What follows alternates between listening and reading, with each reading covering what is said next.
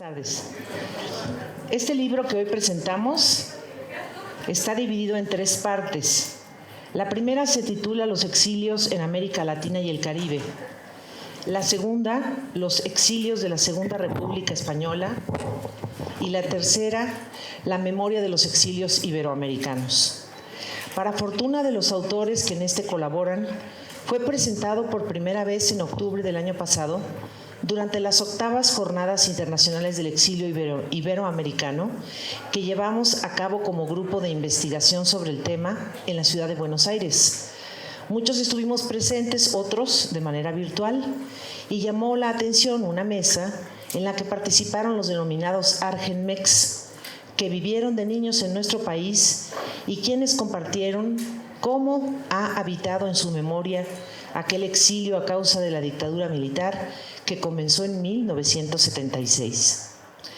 La primera sección de nuestro libro presenta los trabajos de Alejandro de la Torre Hernández, la de la voz, Elsa Verónica Aguilar Casas, Laura Beatriz Moreno Rodríguez, Delia Salazar Anaya, Juan Carlos Vázquez Medeles, Macarena Barahona y José Francisco Mejía Flores. Ambos están aquí.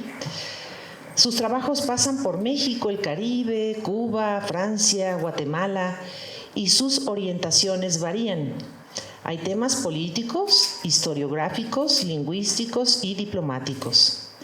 La segunda parte nos lleva al exilio español, que derivó de la Guerra Civil Española y que tan importante ha sido para los sobrevivientes, sus descendientes, las autoridades de España y de México y, por supuesto, para los estudiosos del tema. Los autores averiguan sobre la llegada a México de juristas, escritores que hicieron periódicos aquí para la causa republicana, historiadores e ingenieros y, claro, sus aportes.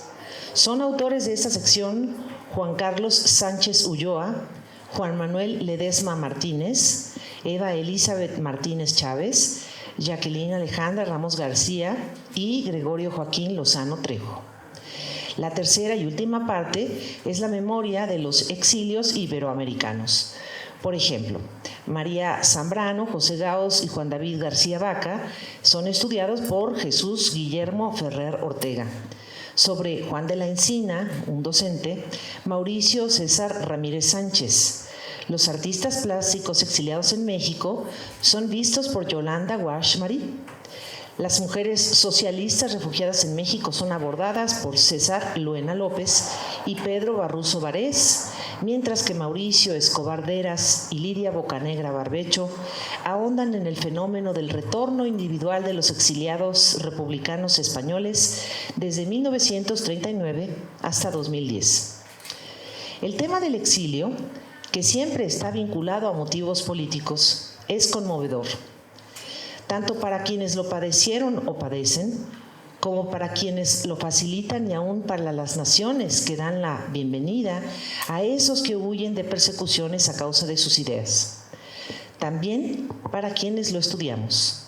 Aquí los autores de este libro son también de diferentes nacionalidades, así que el objeto de estudio se enriquece con las miradas de sus lugares de origen y formaciones académicas. Exilio significa abandonar la casa grande, comenzar casi siempre desde cero, recibir la ayuda que alguien les proporciona, un bienhechor, un voluntario, una organización, una familia, un familiar, un centro de acogida, y vivir con la esperanza de un día volver. Pero en tanto no llega ese día, el exiliado desea ser aceptado, respetado en su forma de pensar y contribuir con lo que sabe o aprender lo que el nuevo destino le ofrece. El exilio significa dolor, porque no se ha dejado la patria buscando aventuras o por un delito, o lo que para muchos no significa un delito, sino una lucha, sino por una causa política o social que pone en riesgo su vida y la de su familia. El exilio significa esperanza de vivir, de haber librado la captura o la muerte y continuar luchando, aunque sea en otras latitudes. El exilio significa resistir, vivir, recomenzar. Los regímenes democráticos, por su naturaleza, se caracterizan por la pluralidad y el derecho a manifestar libremente esas voces distintas. Los regímenes democráticos aceptan que no hay pensamiento único, que la disidencia debe ser respetada, no nada más tolerada, e incluso promovida, celebrada. Los regímenes democráticos consustancialmente son pacíficos, respetuosos de la ley e incluyentes.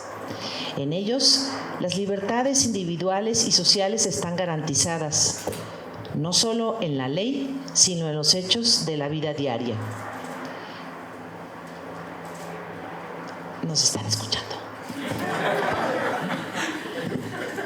En México, la Revolución de 1910, que comenzó con una proclama democrática en la voz y representación de Francisco I. Madero, logró llevar a la letra constitucional promulgada en 1917, 4 años después de haber sido asesinado, muchos de esos derechos que la dictadura precedente había negado.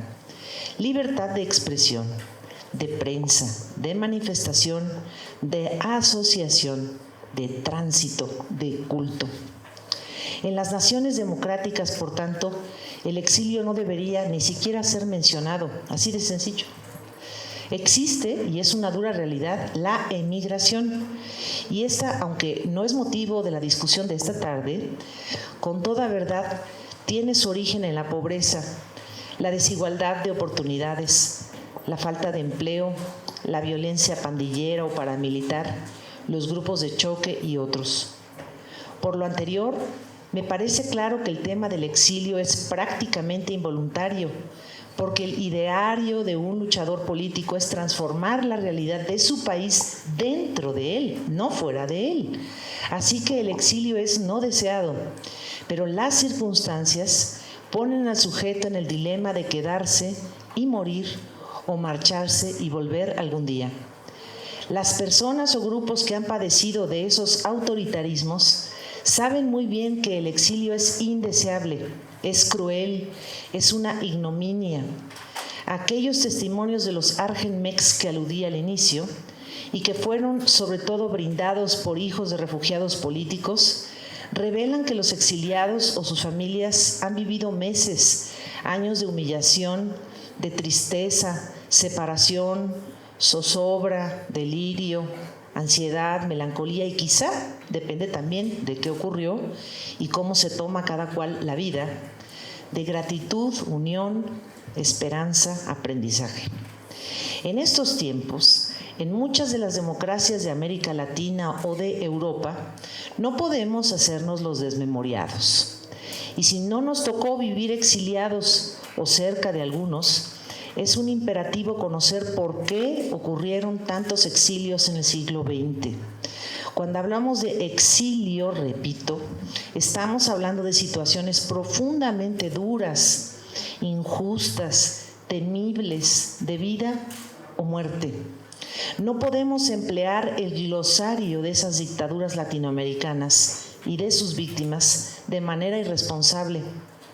Insinuar, gritar, vociferar que hoy vivimos en un régimen autoritario, militarista, dictatorial, sin equilibrio de poderes, que hay censura oficial, intimidación, desapariciones forzadas, violaciones sistemáticas a los derechos humanos, persecución, amenazas, violencia física y tantas situaciones más, a quienes hacen valer sus derechos constitucionales por decir de culto o de prensa, no. Proceder así empleando ese glosario como quien utiliza la palabra feliz o bonito o falso, esto cuando menos es faltar el respeto a las verdaderas víctimas que desde la Guerra Civil Española, por ejemplo, lo padecieron en carne propia. Campos de concentración, tortura, desaparición, allanamiento de morada, secuestro, amenazas a familiares, desaparición de familiares, robo de hijos, búsqueda desesperada de salvoconductos, hambre, pobreza, discriminación, cientos de delitos que dictaduras de verdad emplearon para exterminar a los disidentes. Cuando oigo estas expresiones irresponsables me da pena ajena y siento vergüenza. Ofrezco una disculpa de corazón a todos los exiliados, hijos, nietos o bisnietos de exiliados, por la ligereza con la que hoy las libertades para decir o hacer se han convertido en libertinajes desmemoriados, ofensivos para los que efectivamente vivieron esas criminalidades de un Estado rapaz que obró en contra de los opositores. A ustedes les digo, la mayoría no somos así. México es un país que a lo largo de más de 2 siglos ha sido amigo de los exiliados. El derecho de asilo es un orgullo de este país. Piensen como piensen los que son aceptados para vivir en México, porque también han venido unos malosillos. Porque esta política diplomática reconocida internacionalmente asume que nadie puede vivir sin país, sin una oportunidad. México es amigo de los exiliados políticos. Este libro se ha enfocado en ofrecer investigaciones académicas de calidad sobre situaciones en las que exiliados se vieron envueltos y a causa de qué motivos políticos. ¿Qué hicieron en las naciones que les dieron la bienvenida? ¿Cómo se ligaron con otros paisanos o desterrados? ¿Y qué aportaciones dejaron, por ejemplo, en México? México, por otro lado, y no tengo duda, es también agradecido con ellos. Hoy presentamos un compendio de investigaciones académicas de calidad, en muchos casos realizadas a partir de fuentes primarias e inéditas. Estoy segura de que contribuirá al tema que aquí, de manera breve, he compartido con ustedes. Muchas gracias.